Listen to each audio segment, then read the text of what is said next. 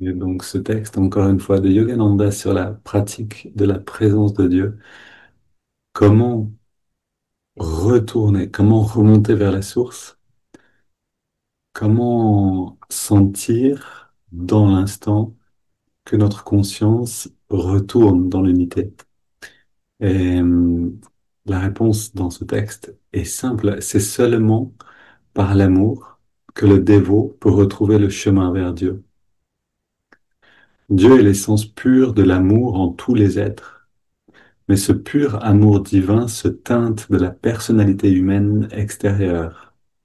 Tout comme le ruisseau limpide de la montagne descendant vers la plaine prend la couleur du lit d'argile qu'il traverse.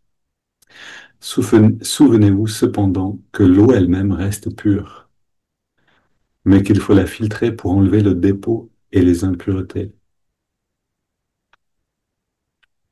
Donc c'est ce texte que je vous avais lu un vendredi dernier. Et vous vous rappelez ce qui était là, donc l'idée de la miette, c'est-à-dire trouver comment on fait en fait. Est-ce qu'on peut créer l'amour? Non. L'amour est présent, mais il est recouvert. Il est recouvert par notre perception.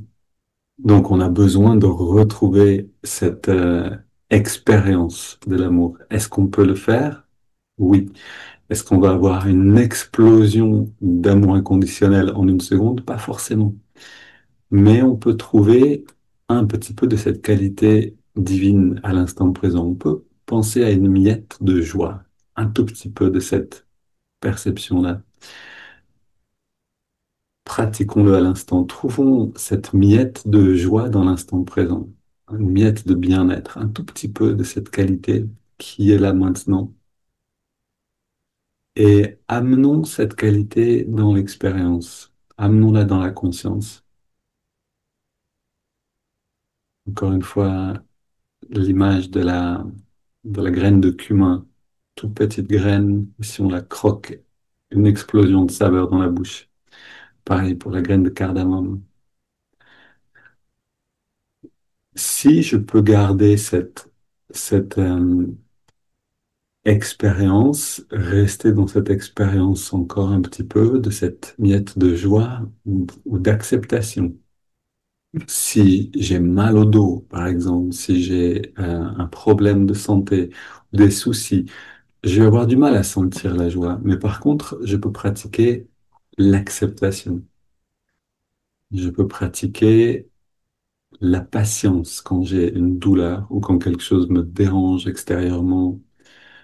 Je pratique la... Et c'est pareil, je trouve une miette de patience et je l'amène dans ma conscience. J'en fais l'expérience. Je goûte à cette saveur. Et ensuite, cette autre étape arrive. Donc, souvenez-vous, dit Yogananda, souvenez-vous que l'eau elle-même reste toujours pure, mais qu'il faut la filtrer pour enlever le dépôt et les impuretés. Donc, on trouve un petit peu de cette eau en nous-mêmes. On peut l'appeler l'eau vive, on peut l'appeler la miette de joie ou d'acceptation.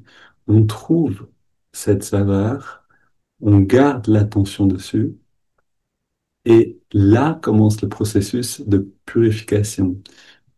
L'eau reste pure, mais on a ce système de bassin de purification d'eau. On va simplement laisser l'eau s'écouler très lentement et le sable, l'argile, les impuretés se déposent au fond.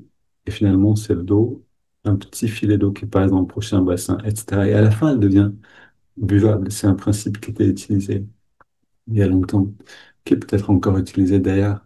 Mais c'est le même système pour nous avec la conscience, c'est-à-dire si je peux maintenir l'effort de cette expérience, alors je commence à me libérer du filtre de la perception personnelle, de la personnalité qui me cache la saveur pleine de la présence de Dieu. Donc la question qui se pose, c'est combien de temps je peux rester dans cette expérience? Si j'ai pris la miette de la joie, par exemple, et que je sens un petit peu de joie, que je laisse la joie grandir en y goûtant consciemment. Des pensées viennent, me faire penser à autre chose, amener mon attention ailleurs, comme un voleur qui vient dérober l'attention, la conscience. Les pensées viennent, vont nous amener ailleurs. Mais là est l'instant critique. Est-ce que je peux garder mon attention toujours dans cette direction-là? Continuer de pratiquer la présence de Dieu à travers l'expérience d'un sentiment.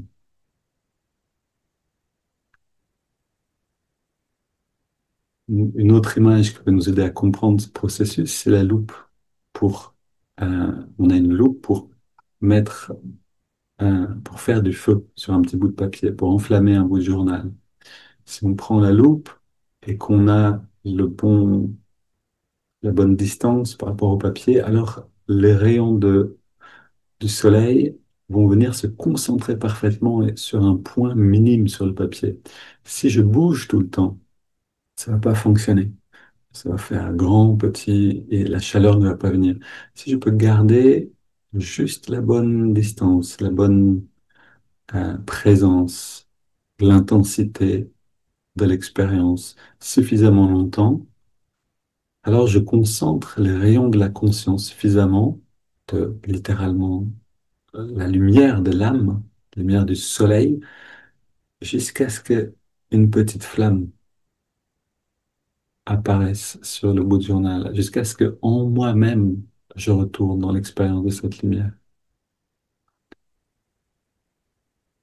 Essayons maintenant, pour ceux qui le souhaitent, de prolonger cette pratique de la présence par une courte méditation pour essayer de rentrer dans cette expérience directe.